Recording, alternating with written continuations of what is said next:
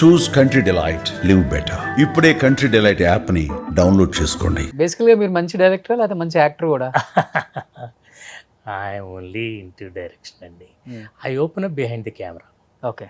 Behind the camera and in front of the camera మీరు చూస్తూనే ఉంటారు. I'm not comfortable. నాకు అది ఇష్టం ఉండదు. ఇంకొకరిని చెప్తాను కానీ నేనే చేయలేను. అంటే యాజ్ ఎ డైరెక్టర్గా మీరు ఏం చేయాలో అది చేస్తారు. ఇప్పుడు ఒక యాక్టర్కి ఒక హీరోకి ఒక సీన్ మీరు యాక్ట్ చేసి చూపిస్తారా?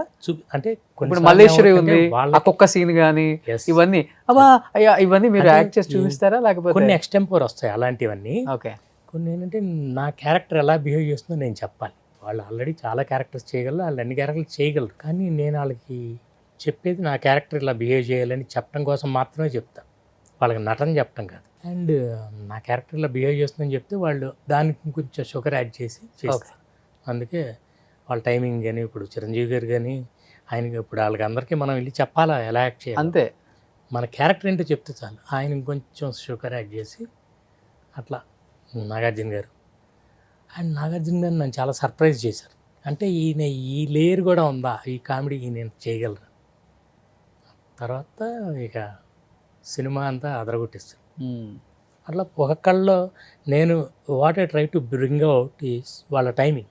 చిరంజీవి గారు బ్రహ్మానందం గారి టైమింగ్ ఒక స్టైల్లో ఉంటుంది, నాగార్జున గారి బ్రహ్మానందం గారిది ఒక స్టైల్లో ఉంటుంది. సో వెంకటేష్ గారిది బ్రహ్మానందం గారిది ఒక స్టైల్లో ఉంటుంది. ఈ మ్యాచ్ చేయటం అనేది స్క్రిప్ట్లో ఉంటుంది. కానీ ఒక బాలకృష్ణ గారిని ఎందుకు వదిలిపెట్టారు? నేను ఎంతో ట్రై చేసి అది అవ్వలేదు, కుదరలేదు. బట్ బాలకృష్ణ గారి సినిమాకి నేను అసిస్టెంట్ డైరెక్టర్. ఓకే. చెప్పాక లారీ డ్రైవర్ ఒక షెడ్యూల్ చేశాను. తర్వాత ప్రార్థన సినిమాకి వచ్చేసాను. బాలకృష్ణ గారితో కుదరలేదు అంతే. నేను ప్రార్థన సినిమా చేసిన తర్వాత ఫస్ట్ ఆయన్నే ప్రొజెక్షన్కి పిలిచాను. Such a good human being with family. ఆయన నేను కొత్త సినిమా చేశాను ఫ్యామిలీతో. మొత్తం చోళశాఖం పక్కన ఆయన ఇల్లు ఉండేది, ఆ పక్కనే ఒక థియేటర్. అక్కడ ఎక్కడ వేస్తావు భాస్కర్ అంటే పలానా చోట, ఎక్కడ చెప్తే అక్కడంటే అక్కడ ఏమన్నారు. ఫ్యామిలీ మొత్తంతో చూసి ఫస్ట్ చూసి నన్ను బుధం తట్టి ఎంకరేజ్ చేసి. ఎందుకంటే ముగ్గురుతో చేశారు, ఆయనతో ఒక్కడితో మిస్ అయింది. 2005లో ఏమో జరగాల్సింది. ఓకే. మళ్ళీ ఒకసారి జరుగుతున్నప్పుడు ప్రపోజల్ అనుకున్నాం, అది ముందుకెళ్ళి. ఎందుకంటే మీరు అనుకున్న టైప్ ఆఫ్ సబ్జెక్ట్స్కి సినిమాలకి ఆయన అయితే అసలు ఇంకా ఆయన ఇంకొక లేరు, ఇంకొక అసలు కొత్త రూపం అంతే. And is very funny. Otherwise ఆయన కోపం నేను తర్వాతే చూస్తున్నాను సినిమాలు వాటిల్లోనే. మేము సినిమా చేసేటప్పుడు అంతా చాలా చాలా సరదాగా ఆయన దగ్గర ఉండి ఎప్పుడు నవ్వుతాను ఉండేవాళ్ళు, అలా జోక్స్ చేస్తూ అలాగే ఉండేవాళ్ళు. ఓకే. ఆయన కోపం అంతా స్క్రీన్ మీదే, బయట నేను ఎప్పుడు చూడాలి నాకు తెలియదు అసలు. సార్ అంటే ప్రతిదీ కూడా చాలా పర్ఫెక్ట్గా ఉంటారు విజయ్ భాస్కర్ గారు. అంటే ప్రతి విషయాలలో సినిమా సబ్జెక్ట్ తీసుకున్న కాడి నుంచి పట్టాలెక్కిన వరకు హీరోయిన్ ఇన్ని విషయాలలో పర్ఫెక్ట్గా ఉంటారు కదా. అంటే వరుస హిట్లు కొట్టుకుంటూ వస్తున్న క్రమంలో అంటే ఒక ఫ్లాప్ ఒక హిట్ అనేది కామనే, కానీ మీలాంటి వాళ్ళు ఒక ఫ్లాప్ పడిన తర్వాత ఎక్కడ మిస్టేక్ జరుగుతుంది అనేది ఎందుకు మీరు దాన్ని ఎనలైజ్ చేసుకోలేకపోయారు ఒకనొక టైంలో? అంటే ఎక్కడ తప్పు సార్ అది? నేను అదే అంటున్నా, మనం ప్లాన్ చేయలేం. వచ్చే ప్రాజెక్ట్ని ఒక హీరోతో ఒక సబ్జెక్ట్ ఏదో తయారు చేసుకుంటాం, అది కుదరదు. అనుకోకుండా ఆ ప్లేస్లో ఇంకో హీరో వస్తాడు. వచ్చిన తర్వాత కొన్ని మార్పులు జరిగితే ఏదైతే మనం సెంట్రల్ ఐడియా అనుకుంటామో కొంచెం అది లూజన్ చేయాల్సి వస్తుంది. ఒకసారి అలా జరిగినప్పుడు హీరో సెంటర్ అవుతారా కథలోకి ఏమన్నా? అది మాత్రం ఎప్పుడు లేదు, మీకు ఎప్పుడు జరగలేదు. అండ్ నేను ఫస్ట్ ఆఫ్ ఆల్ అది నేను నమ్మను. చెప్తాం మొత్తం ముందు అనుకున్నదంతా, ఏమైనా డౌట్స్ ఉంటే అన్నీ క్లియర్ చేసి ఒకసారి స్క్రిప్ట్ లాక్ అయిన తర్వాత ఇంకంతే. ఇప్పుడు కొంతమంది డైరెక్టర్స్ ఏదైనా సినిమా అటు ఇటుగా అయిన తర్వాత ఈజీగా హీరో మీద వేసేస్తారు ఆ బండం. ఆయన పెద్ద హీరోను లేకపోతే ఆ స్టేజ్లో ఉన్నాడు, బయటకు వచ్చి ఆ స్టేటస్ని పోగొట్టుకునే ఇష్టం లేక బయటకు వచ్చి చెప్పలేరు కూడా. అంటే నేను అదే అంటున్నాను, దీని అంతటికీ మీకు మూలం ఏంటంటే స్క్రిప్ట్. మీకు స్క్రిప్ట్ రెడీగా ఉంటే మిమ్మల్ని ఎవరు డిస్టర్బ్ చేయరు. మీకు స్క్రిప్ట్ లేదనుకోండి ఎవరైనా ఇంటర్ఫియర్ అయ్యే ఛాన్స్ ఉంటుంది. ఇప్పుడు నన్ను ఏమంటే ఇలాగ ఎందుకు ఈ డైలాగ్ ఇలా అంటే, లేదు సార్ ఇది మనకి 71st సీన్లో మళ్ళీ ఇలా ఉంటుంది, లింక్ ఉంటుంది. ఇప్పుడు సపోజ్ చిరంజీవి గారి సినిమా ఉంది, ఇంగ్లీష్ ఎందుకు మాట్లాడకూడదు అంటే మీరు అమెరికా వెళ్ళాలి, ఈ ఇంగ్లీష్ చివరిలో భూమిక క్యారెక్టర్ గారి ఎంతో మీ ఇద్దరి మధ్య మంచి అదంతా ఉండాలంటే మీకు అప్పుడు ఇంగ్లీష్ తెలియకుండా ఉండటం ఇంపార్టెంట్. అంతేగాని ఆయన ఇంగ్లీష్ తెలియదా ఏంటి, బ్రహ్మాండంగా మాట్లాడగలరు. కానీ క్యారెక్టర్ కోసమని ఇలాంటివన్నీ మీకు స్క్రిప్ట్ ఉంటే మీకు బలం ఉంటుంది. ఓకే. ఓహో అది ఉంది కాబట్టి మనం ఇక్కడ ఇలాగే మాట్లాడాలి. So I know the whole story as a director. ఊళ్ళో అందుకని మనం కన్విన్సింగ్గా చెప్తాం ముందు ఇక్కడ ఇలాగే బిహేవ్ చేయాలి సార్, ఎందుకంటే మనకి మళ్ళీ దీని లింక్ అక్కడ ఉంటుంది కాబట్టి.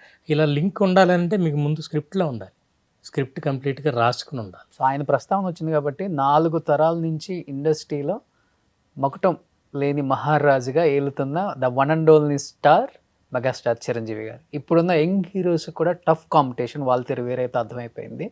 అండ్ ఆయన ఏంటో అసలుకి ఆయన గ్రేస్ ఏంటో, ఆయన బాడీలో ఉన్న అది ఏమాత్రం తగ్గలేదని అర్థమైపోయింది. ఆయనతో యాక్ట్ చేయాలని, ఆయనతో డైరెక్ట్ చేయాలని ప్రతి ఒక్కరికి ఉంటుంది. అలాంటిది మీకు ఒక మంచి అవకాశం, జై చిరంజీవి.